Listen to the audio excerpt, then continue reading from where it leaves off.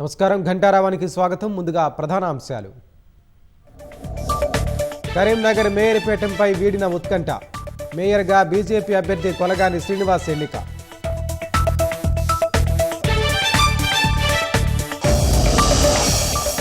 కరీంనగర్ను అభివృద్ధి చేసేందుకే బరిలోకి దిగామన్న బండి సంజయ్.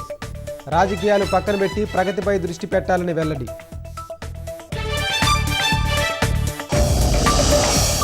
పలు కారణాలతో 11 మున్సిపాలిటీలో ఎన్నిక వాయిదా.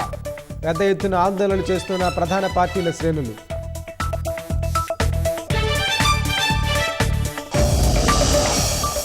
వరుసగా మూడోసారి పెరిగిన టోకు ధరల ఆధారిత ద్రవ్యోల్బణం. జనవరిలో 1.81% నమోదు.